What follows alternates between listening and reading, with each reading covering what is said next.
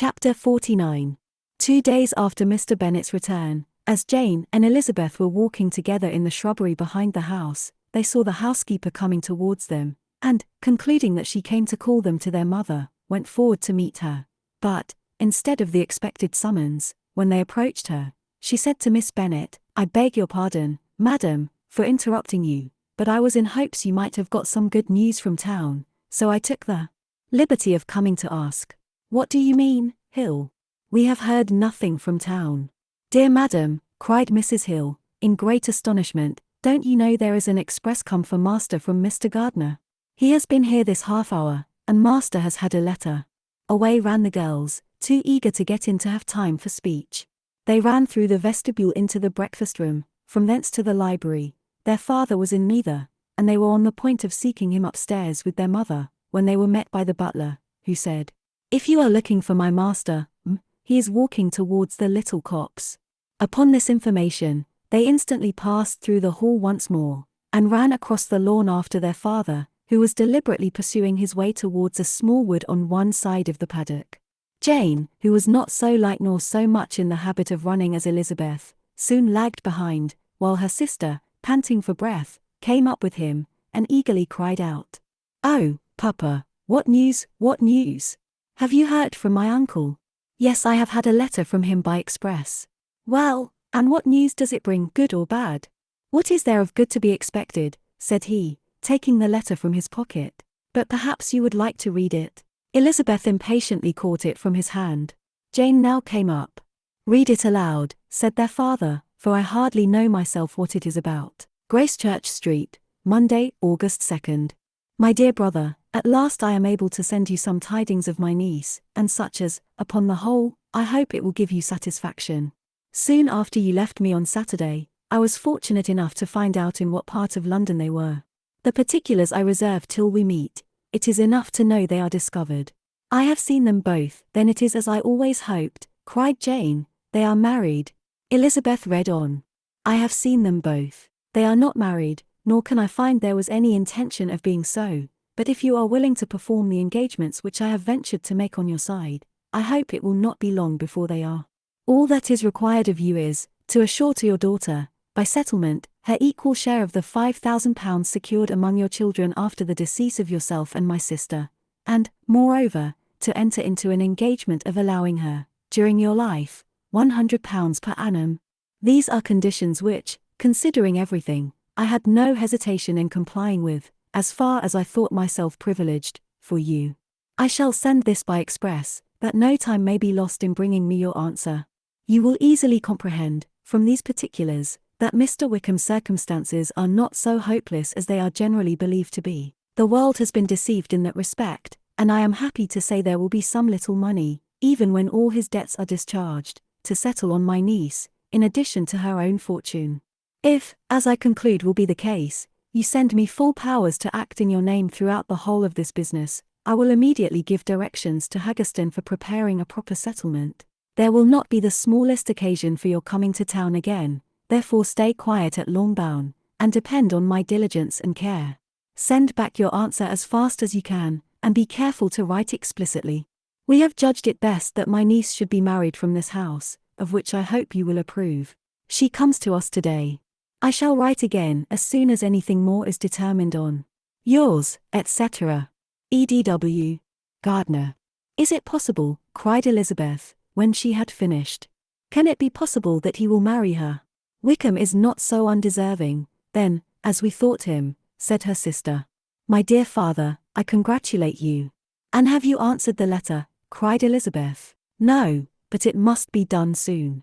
Most earnestly did she then entreat him to lose no more time before he wrote. "Oh, my dear father," she cried, "come back and write immediately. Consider how important every moment is in such a case." "Let me write for you," said Jane, "if you dislike the trouble yourself." "I dislike it very much," he replied, "but it must be done." And so saying, he turned back with them, and walked towards the house. "And may I ask," said Elizabeth, "but the terms, I suppose, must be complied with." "Complied with?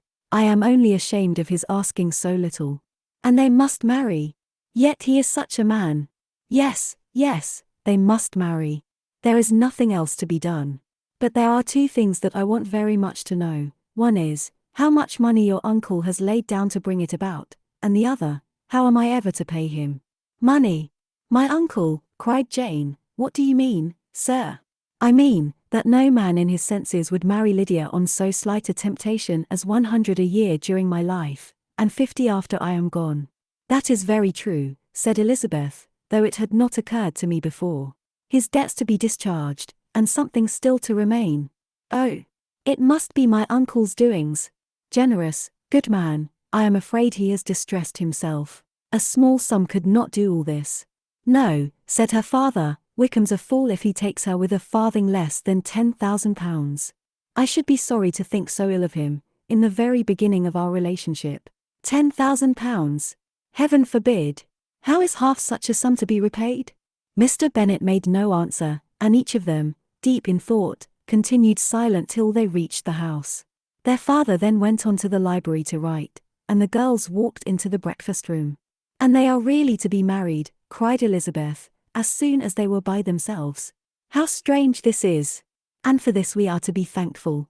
That they should marry, small as is their chance of happiness, and wretched as is his character, we are forced to rejoice. Oh, Lydia!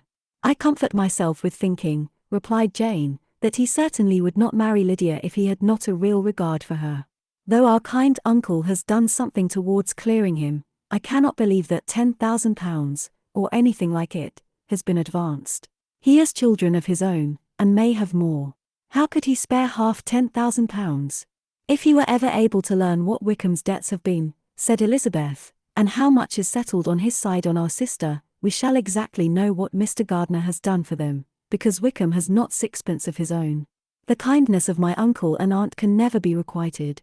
Their taking her home, and affording her their personal protection and countenance, is such a sacrifice to her advantage as years of gratitude cannot enough acknowledge. By this time she is actually with them. If such goodness does not make her miserable now, she will never deserve to be happy. What a meeting for her, when she first sees my aunt. We must endeavour to forget all that has passed on either side, said Jane. I hope and trust they will yet be happy. His consenting to marry her is a proof, I will believe, that he has come to a right way of thinking. Their mutual affection will steady them, and I flatter myself they will settle so quietly, and live in so rational a manner, as may in time make their past imprudence forgotten. Their conduct has been such, replied Elizabeth, as neither you, nor I, nor anybody can ever forget. It is useless to talk of it. It now occurred to the girls that their mother was in all likelihood perfectly ignorant of what had happened. They went to the library, therefore, and asked their father whether he would not wish them to make it known to her. He was writing and, without raising his head, coolly replied, just as you please. May we take my uncle's letter to read to her? Take whatever you like, and get away. Elizabeth took the letter from his writing table, and they went upstairs together. Mary and Kitty were both with Mrs. Bennet. One communication would, therefore, do for all. After a slight preparation for good news, the letter was read aloud. Mrs. Bennet could hardly contain herself. As soon as Jane had read Mr. Gardiner's hope of Lydia's being soon married, her joy burst forth, and every following sentence added to its exuberance. She was now in an irritation as violent from delight, as she had ever been fidgety from alarm and vexation. To know that her daughter would be married was enough. She was disturbed by no fear for her felicity, nor humbled by any remembrance of her misconduct. My dear, dear Lydia, she cried. This is delightful indeed. She will be married. I shall see her again. She will be married at 16. My good, kind brother. I knew how it would be. I knew he would manage everything. How I long to see her. And to see dear Wickham too. But the clothes, the wedding clothes. I will write to my sister Gardiner about them directly. Lizzie, my dear, run down to your father, and ask him how much he will give her. Stay, I will go myself. Ring the bell, Kitty, for Hill. I will put on my things in a moment. My dear, dear Lydia, how merry we shall be together when we meet. Her eldest daughter endeavoured to give some relief to the violence of these transports, by leading her thoughts to the obligations which Mr. Gardiner's behaviour laid them all under. For we must attribute this happy conclusion, she added, in a great measure to his kindness. We are persuaded that he has pledged himself to assist Mr. Wickham with money. Well, cried her mother. "It is all very right. Who should do it but her own uncle?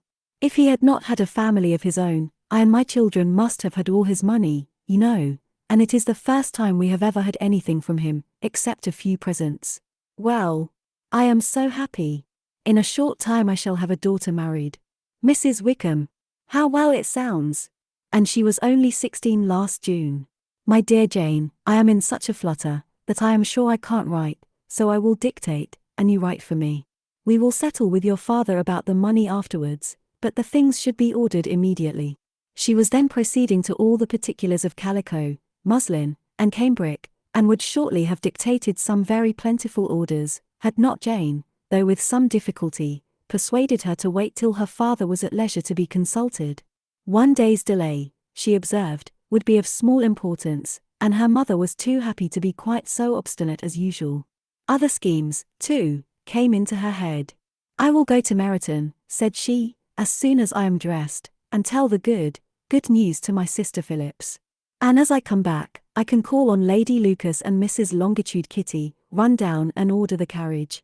An airing would do me a great deal of good, I am sure. Girls, can I do anything for you in Meryton? Oh, here comes Hill. My dear Hill, have you heard the good news? Miss Lydia is going to be married, and you shall all have a bowl of punch to make merry at her wedding." Mrs. Hill began instantly to express her joy. Elizabeth received her congratulations amongst the rest, and then, sick of this folly, took refuge in her own room, that she might think with freedom. Poor Lydia's situation must, at best, be bad enough, but that it was no worse, she had need to be thankful. She felt it so, and though, in looking forward, neither rational happiness nor worldly prosperity could be justly expected for her sister, in looking back to what they had feared, only 2 hours ago, she felt all the advantages of what they had gained.